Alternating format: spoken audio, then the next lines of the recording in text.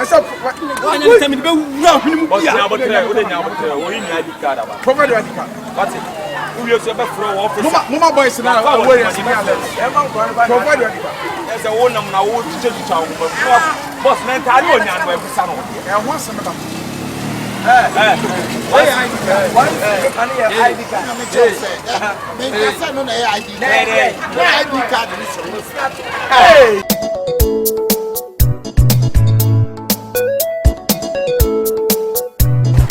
Action.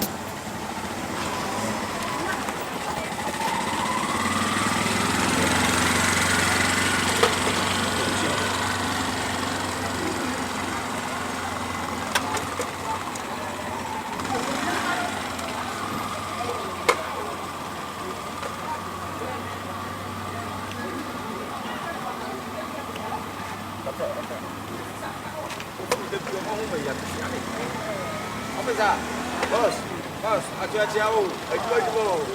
Ya baboye. Then I'm asking. Ya pele se mo woman. Ha woman die. Da bia etwa.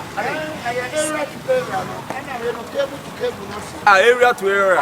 Area to area. Oh, that have voice na to have pa. Anya mo mama ni nko win because voice ni ka twa do. Mo ta twitwa. Da bia mo ta twitwa koton. Esa na ma asa handa bia light no. O ma dum ni sa. Mo na mo ye ho aduma o. Na me pa twa, mo na me ye chip sana.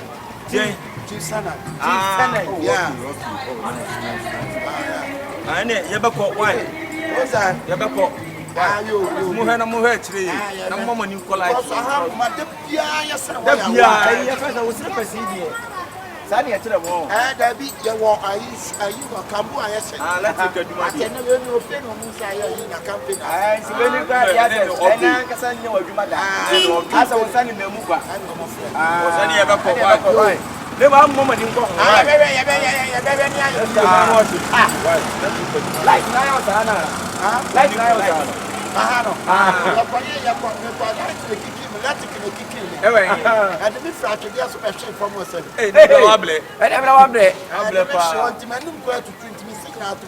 artificial. Hey, send a wedding artificial.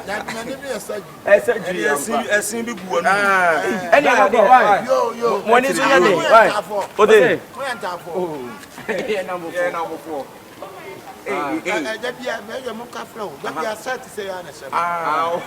So them just say slippers here. Hey, officer, you never come. Control. Hey, and electrician for doors. Never go. Why?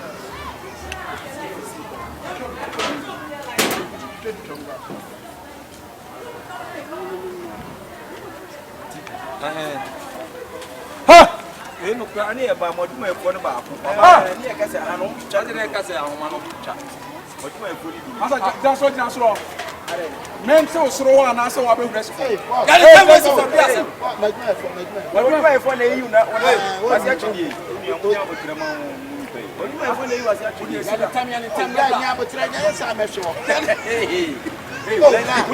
Mani cash one and the seat. But now, but now, so I who pay yes? What's where my phone? Home just some boy, get the first one. What's the name of the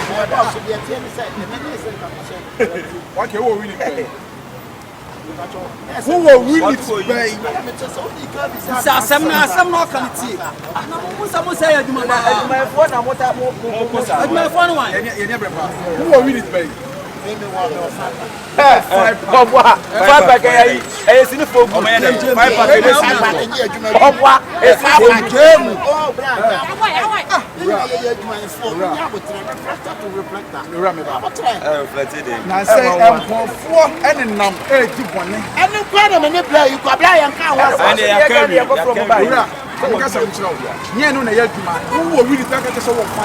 It means that you are not among of us. It means you are a troublesome man. Yes. You are a thief. I'm not a trouble. You are criminal. Yes. Listen. I'm In no guys. Let's on come go for one. Provide your ID card. Because of here we have what is the person?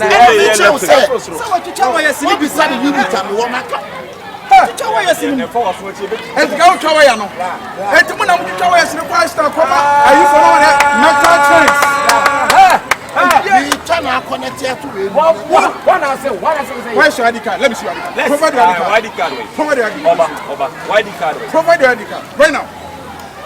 I said, provide your ID card. What's it? Mama boys now. Provide your ID card. There's a one now. Boss, man, I why